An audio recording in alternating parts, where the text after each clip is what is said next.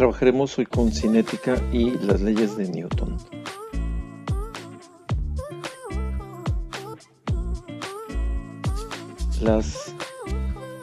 Los planteos de todo esto están tomados del libro de texto de Física 1 de Compañía Editorial Nueva Imagen. Podemos plantearnos algunas ideas primero, unas preguntas, para poder establecer las leyes de Newton, como por ejemplo, ¿qué es la gravedad? La gravedad es la aceleración que atrae los cuerpos hacia el centro de la Tierra o de cualquier otro astro. ¿Cómo es posible que la Luna influya en la Tierra en los movimientos de las mareas? Es debido a la fuerza de atracción que provoca la Luna sobre la Tierra. ¿Cómo resulta común que se prediga un eclipse o un fenómeno planetario? Esto es debido a que las trayectorias están muy bien definidas de cada uno de los de planteo.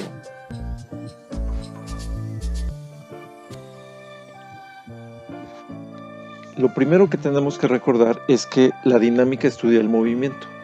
Previamente vimos todo el tipo de movimiento, pero nunca se hizo mención de qué es lo que lo generaba, ninguna de las causas ni sus efectos. De ahí que a esta parte le llamamos únicamente cinemática.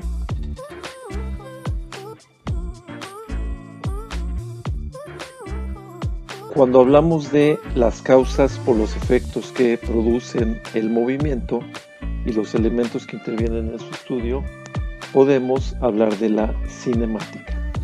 En este caso estaríamos hablando de cómo es que las fuerzas son las que van a provocar el movimiento de los objetos.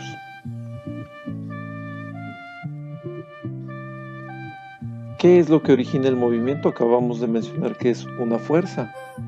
Generalmente decimos que si hay una fuerza que equilibra un sistema y esa fuerza es única, se le llama fuerza equilibrante, y esto impide que se mueva.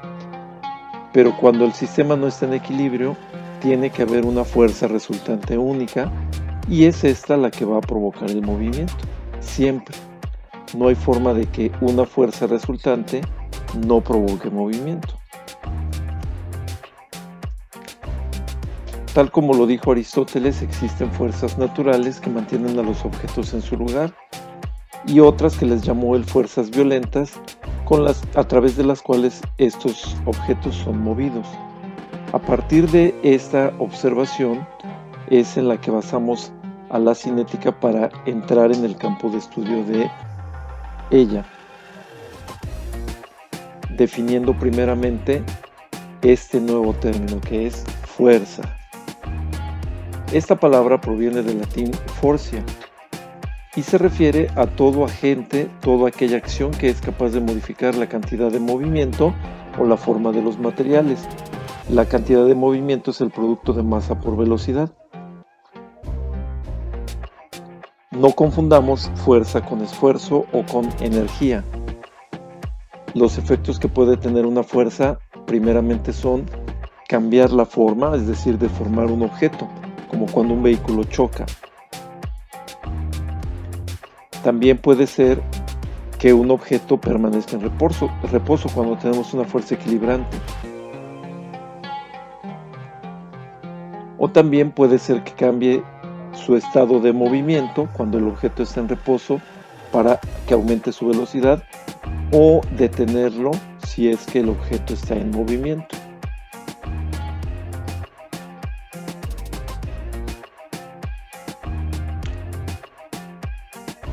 Por lo tanto, una fuerza tiene las siguientes capacidades: modificar la forma o las dimensiones de un cuerpo. Cuando esto sucede, normalmente se conoce como fuerza estática porque no hay movimiento, no modifica tampoco la cantidad de movimiento. La fuerza únicamente modifica la forma. Y esto es, por lo regular, a través de fuerzas externas al objeto que es deformado. También una fuerza puede modificar la situación de movimiento o de reposo de un cuerpo. Esto A este tipo de fuerzas se les conoce como fuerzas dinámicas y normalmente pueden ser fuerzas externas en el caso de los objetos inanimados o fuerzas internas en el caso de quienes tienen la capacidad de movimiento por sí mismos. Recordando que una fuerza es una magnitud vectorial, tiene la capacidad o tenemos la posibilidad de descomponerla en sus proyecciones horizontales y verticales, si hablamos de los ejes X y Y, o en cualquier otro eje de referencia que nos sea útil para realizar esta tarea. Y sus componentes son como hasta ahora lo hemos manejado: una componente Fx, que es F por el coseno del ángulo, y una componente Fy, que es F por el seno del ángulo.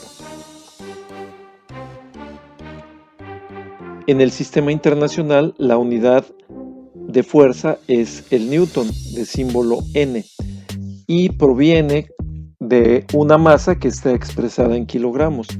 Más adelante veremos cómo es que se transforma de masa a fuerza.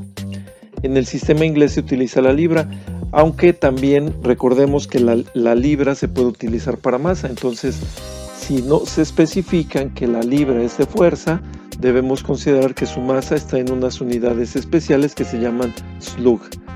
Esto tendría como unidades libra por segundo cuadrado sobre pie.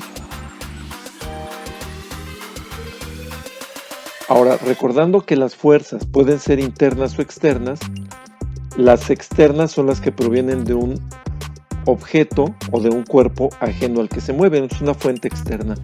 Por ejemplo, cuando nosotros queremos levantarnos de una silla, nosotros mismos somos quienes ejercemos la fuerza. Esta es una fuerza interna. Pero si queremos levantar un objeto que cayó al suelo, necesitamos una fuerza externa al propio objeto. Entonces podemos dividir a las fuerzas externas en dos. Las fuerzas superficiales, también se les llama fuerzas de superficie o de contacto. Son aquellas que son causadas por el contacto de un cuerpo en la superficie de otro. Hay una zona de contacto entre ambos objetos, el que provoca la fuerza y el que es movido.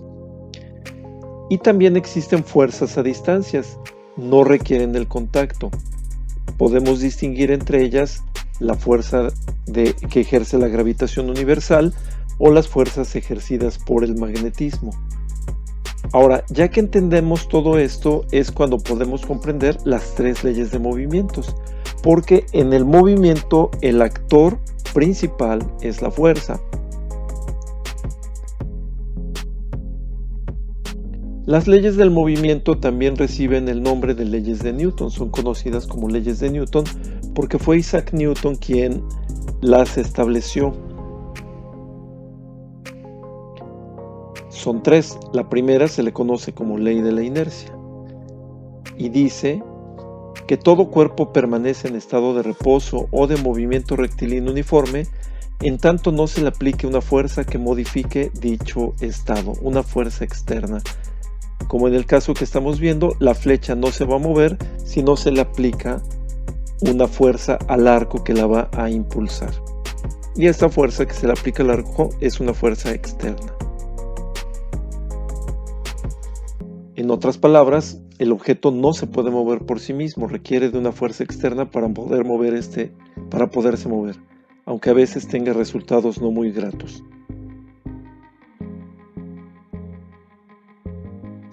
Consideremos que un objeto, si recibe una fuerza lo suficientemente grande como para moverlo, va a aumentar su velocidad o va a disminuirla. Pero en cualquiera de los casos está sufriendo un cambio de velocidad, por lo cual está recibiendo una aceleración.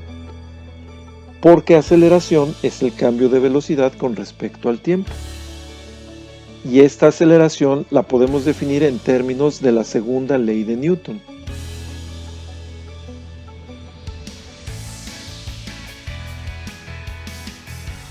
La segunda ley de Newton se le conoce como ley de proporcionalidad y dice que la aceleración que recibe un cuerpo es directamente proporcional a la fuerza que se le aplica e inversamente proporcional a su masa.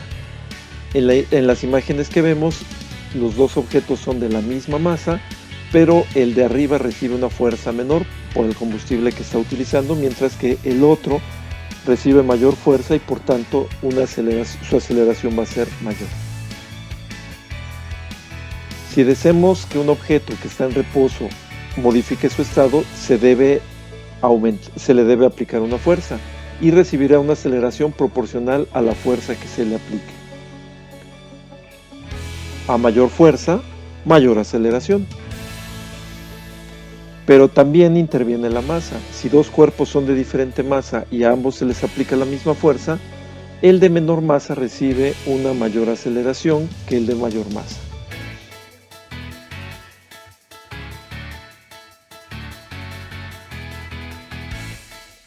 De igual manera, podríamos ejemplificarlo aquí. Si tenemos dos masas iguales y ambas reciben fuerzas diferentes, la que tiene una mayor fuerza recibirá una mayor aceleración, en este caso la de la izquierda. Si los objetos son de diferente masa y reciben una misma fuerza, el objeto de la izquierda recibirá una aceleración mayor. Ante la misma fuerza, cuando la masa es mayor, la aceleración es más pequeña. Y la segunda ley de Newton la podemos expresar matemáticamente a través de estas dos fórmulas. Fuerza es igual a masa por aceleración, que es el despeje de su enunciado, o bien decir que la suma de fuerzas es igual a la masa por la aceleración, considerando que la suma de fuerzas nos va a dar una fuerza resultante. Pero ¿qué sucede si a pesar de que nosotros aplicamos una fuerza, no se mueve? Significa que hay una fuerza que se opone al movimiento. Y esta fuerza que se opone se describe en la siguiente ley.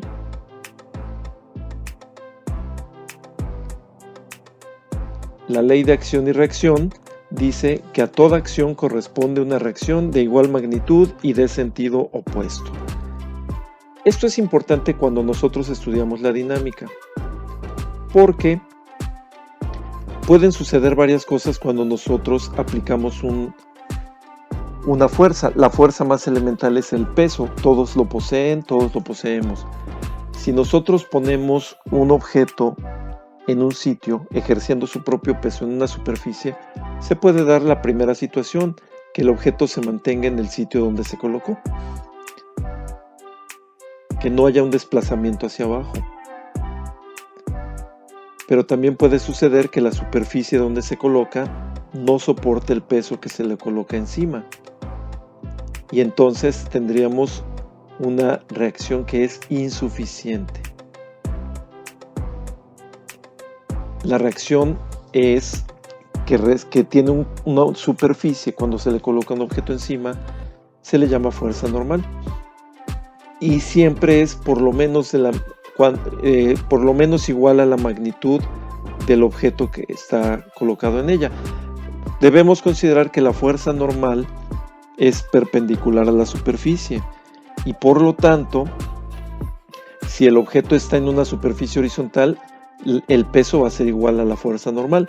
Sin embargo, si el objeto está en una superficie inclinada, la fuerza normal será solamente una componente del peso. Si la superficie es horizontal, aquí podemos ver que este costal ejerce una fuerza sobre la mesa y la mesa a la vez está ejerciendo una fuerza normal como reacción. Y en este otro caso podemos ver que la fuerza normal es perpendicular a la superficie, pero el peso siempre va hacia abajo, igual que en el caso anterior. Entonces, una componente de este peso será la que provoque la fuerza normal y otra componente de este peso tendrá como resultado una fuerza de fricción, que vamos a ver a continuación. Y recordando que también si hay varios puntos de apoyo, la fuerza normal se dará en cada uno de ellos dependiendo la repartición de peso. Precisamente la fuerza de rozamiento es aquella que evita que un objeto se mueva. Cuando nosotros tratamos de ejercer una fuerza, tarda un poco en ejercerse ese movimiento. porque hay una fuerza que se opone, que se llama fuerza de rozamiento. Y además interviene la inercia, el objeto tiende a permanecer en estado de reposo. Debemos considerar que la reacción a la fuerza se llama fuerza de rozamiento, y esta fuerza de rozamiento, como regla general, va siempre en contra del movimiento. Si el objeto se desplaza hacia la derecha, la fuerza de rozamiento será hacia la izquierda. Se relaciona con dos conceptos. El primero es la fuerza normal, que la acabamos de ver, y el segundo es el coeficiente de rozamiento μ. Este coeficiente es una relación entre dos superficies de contacto. Aquí, aunque no se viera, al hacer un acercamiento podríamos encontrar pequeñas rugosidades entre las dos superficies. La relación entre ambos puede llamarse o puede determinarse mediante el coeficiente de rozamiento. Este coeficiente tiene algunas características importantes. El primero es un valor adimensional, es decir, no tiene unidades. El segundo, que tiene un valor que está en este intervalo, entre 0 y 1. Puede valer 0, que es cuando no hay rozamiento, sin alcanzar el 1, que es el máximo rozamiento. Si se tuviera un coeficiente de rozamiento 1 igual a 1, no se podría tener movimiento. Se divide en dos, el coeficiente de rozamiento se divide en dos, uno es μs y el otro es μk. μs es el coeficiente de rozamiento estático. Se aplica cuando, a pesar de que se está aplicando una fuerza, no hay movimiento todavía, es el que impide el movimiento. μk es el coeficiente de rozamiento dinámico. Se aplica cuando ya el objeto está en movimiento. Y la cuarta consideración es que μk es mucho mayor que μs.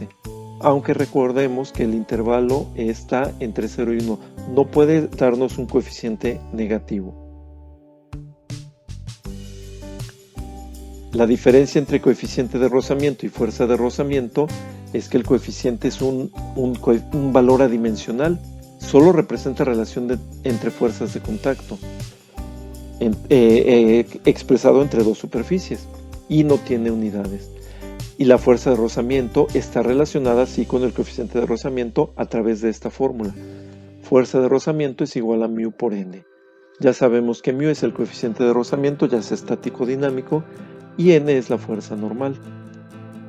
Por ejemplo, en esta figura que tenemos aquí, veamos qué es lo que se plantea al colocar dos cajas iguales del mismo material y en forma idéntica. Una se coloca vacía y la otra llena de objetos o rocas de gran tamaño. Se intenta mover cada una de ellas. ¿Cuál será más difícil de mover? ¿En cuál de ellas es mayor el coeficiente de rozamiento? ¿Cuál de ellas presenta la mayor fuerza normal? ¿Cuál de las cajas tiene una mayor fuerza de rozamiento? La que está vacía requiere un menor esfuerzo para ser movida, respondiendo a la primera pregunta. Y respondiendo a la segunda, no hay ninguna que tenga mayor coeficiente de rozamiento. El material de la caja y la superficie son la misma, por lo tanto no hay cambio. Donde sí es importante es que la que tiene un mayor peso proporcionalmente tiene una mayor fuerza normal y por tanto una mayor fuerza de rozamiento. Y podemos concluir que la fuerza de rozamiento es proporcional a la fuerza normal. Así, todo el estudio de las fuerzas se puede aplicar junto con la mecánica para empezar a entender el movimiento. Tanto las fuerzas de acción como las fuerzas de reacción tienen que tomarse en cuenta. Y por ejemplo, en una carrera de estas, como donde todas las curvas son aplicadas para derrapar, es una excelente oportunidad.